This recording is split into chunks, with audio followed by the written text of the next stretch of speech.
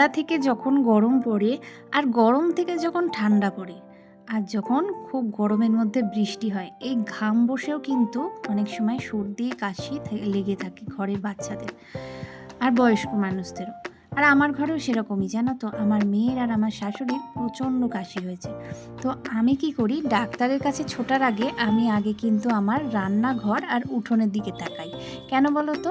আমার ঠাকুমা বলতেন, ওষুধের দোকানে আগে যাওয়ার আগে উঠোনের গাছগুলোকে বিশ্বাস কর। আর সত্যি বলছি, এই তিনটে জিনিস আমার ঘরে সব সময় থাকে।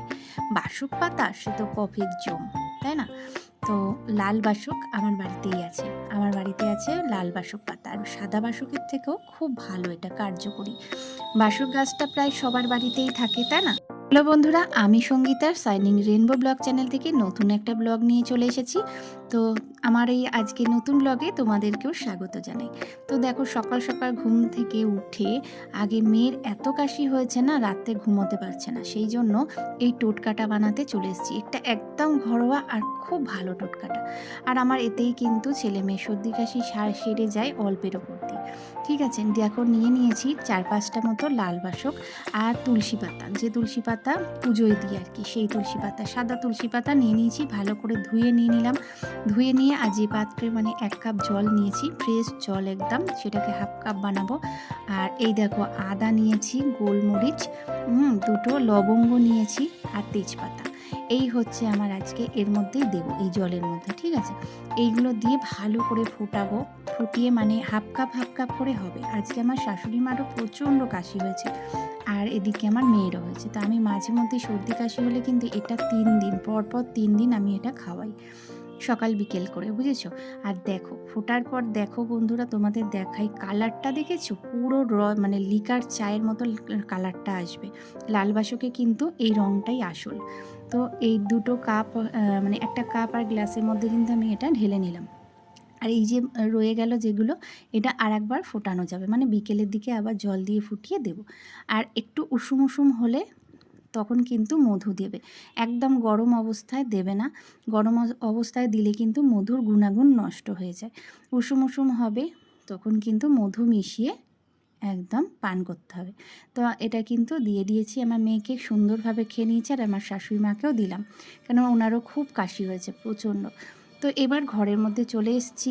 এদিকে ঘরে আসলাম। ঘরে এসে তখন কিন্তু বিছানাগুলো পড়েছিল, তো বাসি বিছানাটা তুলতেই ঘরে চলে এসেছি। আর এই জানলাগুলো খুলে দিয়েছি, দেখো কত সুন্দর, বৃষ্টি এখন নেই, বৃষ্টি পড়ছিল না। আর এটা ছিল আজকে কিন্তু রবিবার। ঠিক আছে, আর দেখো বিছানাটা এবারে গুছিয়ে নেবো, এক এক করে বিছানা গুছিয়ে নেবো। আর বিছানাটা পরিষ্কার হয়ে গেলে তারপরে যাব রান্নার দিকে। তো এই চাদরটা কিন্তু 1 সপ্তাহ হয়ে গেছে, পাতা হয়েছে, তো ভাবলাম যে না, এটাকে আগে তুলে ফেলে ভিজিয়ে রাখবো, যত বৃষ্টি হোক না কেন চাদরটা কিন্তু কেচে দেবো। কেননা জল ঝরে শুকাতে দিলে কিন্তু বৃষ্টি হলেও শুকিয়ে যাবে। হাওয়ার নিচে দেব, ঘরের মধ্যে হাওয়ার নিচে মেলে দিলে কিন্তু আস্তে আস্তে শুকিয়ে যাবে। দিয়ে বিছানাটা গুছিয়ে চলে এলাম এবার টিফিন করতে। তো মেয়ে বলল ম্যাগি খাবে, তো ছেলে কিন্তু রবিবারে ছেলের পড়া থাকে, সকালে টিউশন থাকে। তো সেই জন্য ভাবলাম যে দুজনকে ম্যাগি করে দিই, কেননা ছেলে ভাত খাবে, তবে পড়তে যাওয়ার সময় খাবে না, বলল যে মা এসে খাবো। কেননা এসে পরে আবার খিদে পেয়ে যায়। তো ভাবলাম ঠিক আছে, ও এসে ভাতটা খাবে, তো যাওয়ার সময় ম্যাগি করি, তো ওরা দুজনেই খেয়ে নিতে পারবে। তো সেই মতন দেখো করেছি, পেঁয়াজ দিয়ে ম্যাগি করেছি, বুঝেছো? পেঁয়াজ দিয়ে ম্যাগি করেছি, আর একটু এই সসটা দিয়ে দিলাম, টমেটো সসটা দিয়ে দিলাম। ওরা আবার এই আলু টালু দিয়ে খায় না, এমনি পেঁয়াজ দিয়ে ম্যাগিটা ভালোবাসে। দিয়ে মাঝে মধ্যে আলুটা দিই, যখন দেখি যে পরিমাণটা কম আছে ম্যাগির, তখন আলুটা দিই। তো ভালো লাগে খেতে আর কি। তো মেয়ে দেখো এদিকে খাচ্ছে, ছেলে কিন্তু খেয়ে টিউশন চলে গেছে। আর আজকেও দেখো আমার বর মশাই বাটা মাছ নিয়ে এসেছে। সেদিনকে বাটা মাছ খেয়ে খুব ভালো লেগেছে, তবে আজকে কিন্তু একদমই একই প্রসেসে করব না, কারণ আমার নাকি মানে আমার বদনাম হয়েছে। আমার ছেলে আর আমার বর বলছে যে তুমি রোজ রোজ কিন্তু এই একই রকম সর্ষে বাটা দিয়ে করছো। আজ না, ঠিক আছে, আজকে দেখি, ভাবলাম, নিজের মাথা থেকে বার করলাম যে কিভাবে করা যায়। তো আদা, দেখো কাঁচা লঙ্কা, মানে একটু পাকা পাকা দেখে লঙ্কা নিয়েছি, জিরে নিয়েছি 2 চামচ মতো, আর এর মধ্যে দিলাম সর্ষে। আজকে সর্ষে আর জিরে একসাথে বাটবো। এই বাটা মাছ করব আজকে বেগুন দিয়ে। বেগুন আলু দিয়ে বাটা মাছের ঝোল হবে জিরে সর্ষে বাটা দিয়ে।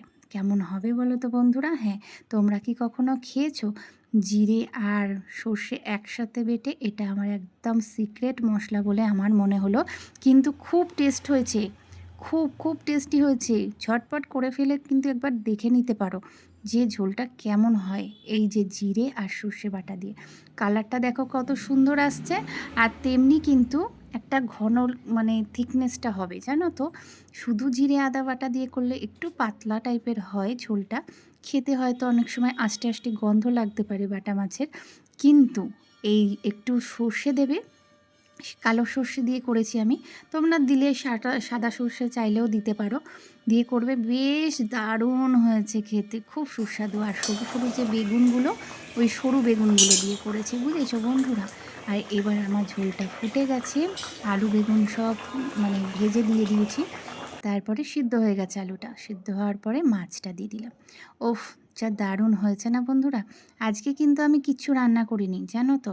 আজকে শুধুমাত্র আলু বেগুন দিয়ে এই বাটা মাছের উপাদেয়, একদম উপাদেয় মাছের ঝোলটা রান্না করেছি, আর এই দিয়ে সব চেটেপুটে খেয়েছে আজকে। মানে এত ভালো লেগেছে, বেগুন দিয়ে কিন্তু সচরাচর আমি মাছের ঝোল করি না, প্রথম বানিয়ে ফেললাম বেগুন আলু দিয়ে জিরে সর্ষে বাটা দিয়ে কিন্তু মাছের ঝোল।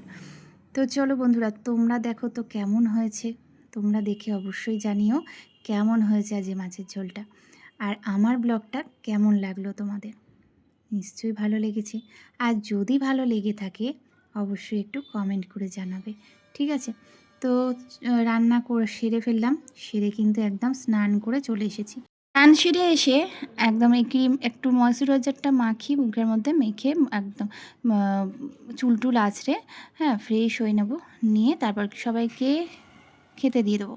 কেননা এখন মোটামুটি 1:45 মতন বাজতে চায়, মেয়েকে খাওয়াবো, মেয়েকে খাইয়ে এবার সবাইকে খেতে দেবো।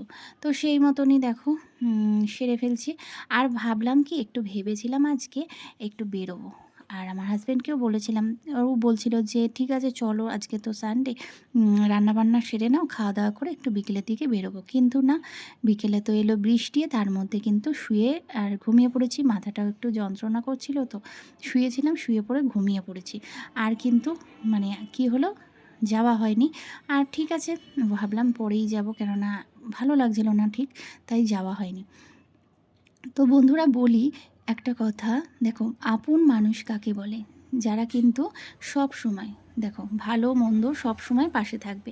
কোনো খারাপ কিছু শুনলে বা দেখলে যদি সেটা সুযোগ নিয়ে নিজেরাও যদি মানে সেই সুযোগের সদ্ব্যবহার করে, তবে তাকে কি আপন মানুষ বলা যায়?